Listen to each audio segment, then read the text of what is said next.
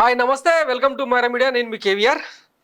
ఆంధ్రప్రదేశ్లో కూటమి సర్కారు ఏర్పాటై ఇంచుమించు 2 నెలలు కూడా పూర్తి కాలేదు, 3వ నెల నడుస్తున్నట్టుంది. ఈ 2 నెలల వ్యవధిలోనే వాస్తవాలేంటి నిజాలేంటి అన్నది ఆంధ్రప్రదేశ్ ప్రజలు గ్రహించినట్టుగా అనిపిస్తుంది.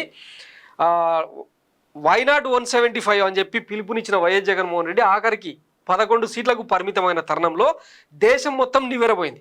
ఇంకా దాని తాలూకు నిజానిజాలు ఏంటన్నది ఇంకా జరుగుతున్న చర్చనే, అవన్నీ మనం పదే చెప్పుకోవడం ఏంది. కానీ మొదట్లో అంటే కౌంటింగ్ జరిగిన రోజే వైఎస్ జగన్మోహన్ రెడ్డి చాలా దీన స్థితిలో, ఏదో జరిగింది, ఇంతమందికి మేలు చేసినాం, ఆ అవ్వాతాతల ప్రేమాభిమానం ఏమైందో, ఆ అక్క చెల్లెల ప్రేమాభిమానం ఏమైందో అని చెప్పి ఆయన తీవ్రంగా మనోవేదనకు గురైన సందర్భాన్ని కూడా మనం చూసినాం కదా.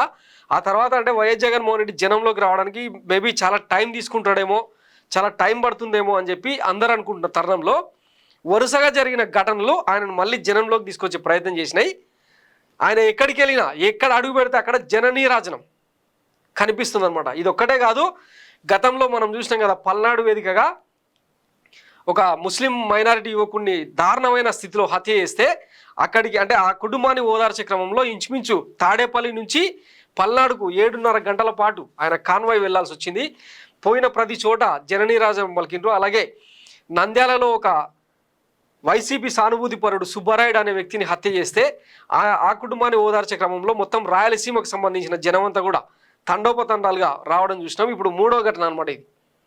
నిన్న అచ్యుతాపురంలో కెమికల్ రియాక్టర్ పేలి, ఎసెన్షియా కంపెనీలో కెమికల్ రియాక్టర్ పేరి ఇంచుమించు 17 మంది చనిపోయిన దుర్ఘటనలో బాధితులను ఓదార్చేందుకు కేజీహెచ్ ఆసుపత్రికి వెళ్ళిన వైఎస్ జగన్మోహన్ రెడ్డికి ఇదిగో ఇట్లా జనం నీరాజనాలు పట్టిరనమాట.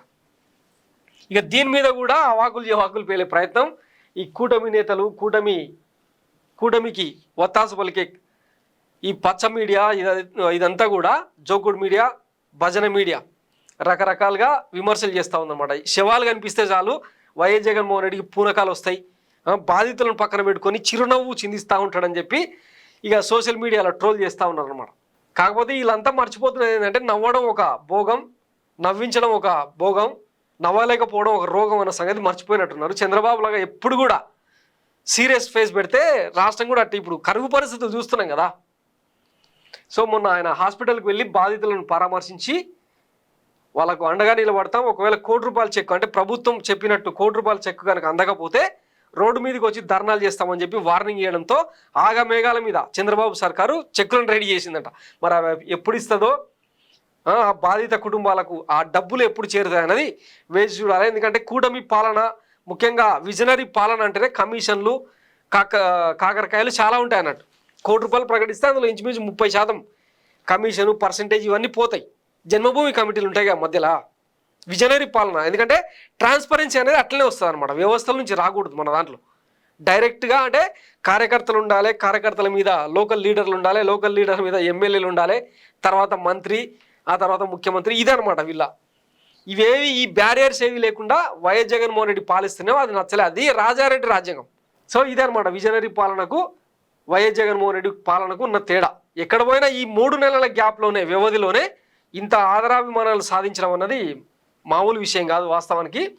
కనీసం ఈ జనం స్పందన చూసినా సరే మీరు చెప్పిన 6 గ్యారెంటీలు, ఆ షణ్ముఖ వ్యూహాలు ఏవో ఉన్నాయిగా, దిక్కుమాల వ్యూహాలు, అవన్నీ కూడా సూత్రాలు, షణ్ముఖ సూత్రాలు, అవన్నీ కూడా అమలు చేస్తే బాగుంటుంది. లేకపోతే జనం ఇట్లా రోడ్ల మీదకి వచ్చినారు అనుకోండి, ఏ ప్రభుత్వం కూడా తట్టుకోలేదు. మనం ఉన్నది ప్రజాస్వామ్య దేశంలో, ప్రజాస్వామ్య రాజ్యంలో, కంప్లీట్ డెమోక్రటికల్ మేనర్లో జరుగుతున్న పాలనలో మనం ఇష్టం వచ్చినట్టు తలలు నరికేస్తాం, కాలర్లు ఎగరేస్తాం అంటే కుదరదు. అన్నిసార్లు అట కుదరదు. ఎందుకంటే మన పచ్చ మీడియా ఛానళ్ళలో ఈ వేణుస్వామి జాతకాలు చెప్పడాలు, మూర్తన్న సవాలు, ఇవన్నీ చూస్తున్నారు కదా. ఒకరోజు వస్తుంది అనమాట, ఇంత సీరియస్ ఇష్యూస్ జరుగుతుంటే వాటన్నిటిని ప్రజెంట్ చేయాల్సిన వాచ్ డాగు మీడియా వాటిని పక్కకు పెట్టి ఈ ఇష్యూస్ అన్ని డైవర్ట్ చేసే క్రమంలో అన్ని బూతు భాగవతాలు, రంగు భాగవతాలు తెర మీదకి తీసుకొచ్చి నడిపిస్తామంటే రేపు స్టూడియోలకు వచ్చి కొట్టే రోజులు వస్తాయన్నట్టు. సో ఇది వైఎస్ జగన్మోహన్ రెడ్డి 3 నెలల్లో సాధించిన ప్రగతి అనమాట. కుర్చీ దూరమైంది తప్ప ప్రజల అభిమానం కాదు అని చెప్పి నిరూపిస్తున్న ఘటనలు అనమాట ఇవన్నీ. Thanks for watching Myra Media. నేను మీ కేవీఆర్. Thank you.